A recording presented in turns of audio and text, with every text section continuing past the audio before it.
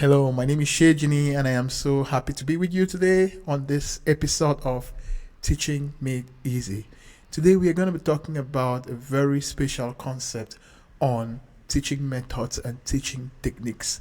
And I came up with this acronym called TIP, which will explain the teaching technique or method that you can adopt as a teacher to make your lessons easy to understand, especially for the students. So without much ado, let's get right onto it.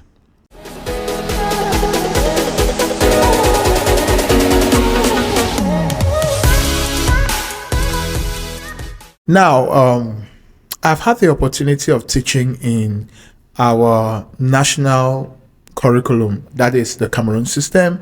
And within Cameroon, I've also had the opportunity to teach in an international school that offered a Cambridge curriculum. And currently, I teach in an American school that offers a project-based learning kind of curriculum, that is the Aero standards or the Common Core standards. Now, why do I talk about these three curriculums?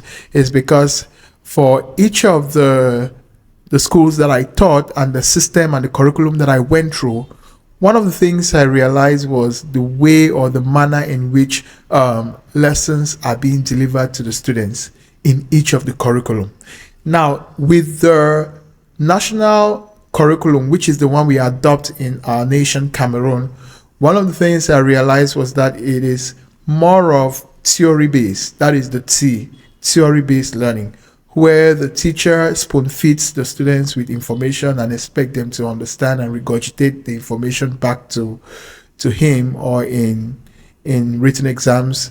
But when I got to an international school that handles the Cambridge educational system of learning, that is when I realized that there was a shift from the teacher-centered learning to student-centered learning. But in this time around, it had to do with more of inquiry-based learning.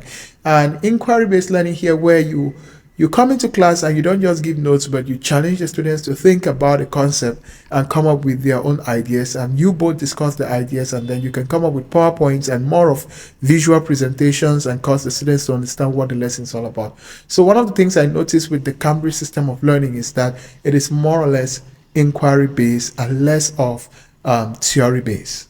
And then when I walked into the American school, following up with the Common Core standards and the Aero standards, one of the things I realized was that it shifted from theory-based and not even inquiry-based, but more or less to project-based learning, where while I was with the international school with the Cambridge education, while I took so much time trying to, cause the students to think about the concept and discuss the concept among themselves, with the American system, that is the Aero standards, I noticed that the project-based learning, students are more attuned to carrying out projects, doing models, creating models, and trying to create things and then explain the theory from the things that they have created. So it was more or less a project-based learning. Now you get where I got the acronym TIP, which is T stands for theory, I for inquiry, and P for project-based learning. So which one is the best? Is it theory or inquiry or project-based learning? And I will tell you that the best teaching method is a combination of all the three and not just one on its own. A good teacher is supposed to be implementing all the three methods of teaching at a go. There are lessons or topics that you want to go theory-based. There are also concepts or theories or lessons that you want to go inquiry-based. There are also lessons you want to go project-based. So I can't tell you or go straight to the point and tell you that this is the best. No, the idea is even within a single lesson, it's possible to implement the three.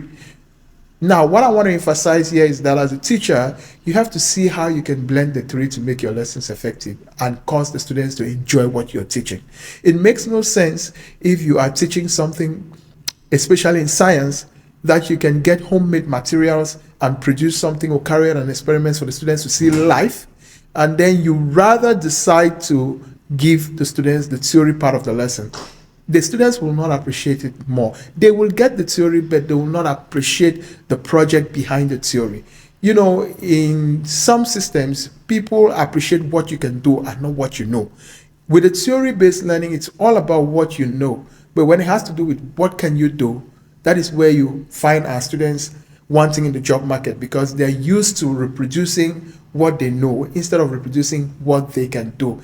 It's a matter of curriculum, and it's a matter of the system in which we have been trained. So as a teacher, if you want to do good to your students, one of the things you can do is incorporate these three methods of teaching. That is the theory-based, inquiry-based, and project-based learning, all at a go, based or depending on the content that you want to deliver to the students. Because, as time moves on, with the advancement of science and technology, and with the rapid changing world of AI, Snapchat, ChatGPT, and you can name the rest, you realize that many things are changing, and many students that we are training today will be out of the job market tomorrow because they have been attuned to learn things theory-based instead of practical-based. So one of the things you can help your students, you can come to school in 1 week and you decide that you're going to give them a project and follow up, and from the project they can develop the theory from there easily. So as a teacher, I want to encourage you that teaching is complex. It's a complex field, but it's also a noble profession. And one of the things you have to do is think about the topic you want to teach and ask yourself, can I go theory, inquiry, project, or a combination of all the three, and try to see how I can build or mold the minds of my students or your students so that they will grow to be effective both in theory, in critical thinking, as well as in manipulating or the doing, which is the project-based learning. Thank you very much for listening, and I hope you did enjoy this video. Please do not forget to subscribe or hit the notification button so that you can receive subsequent videos each time I put them.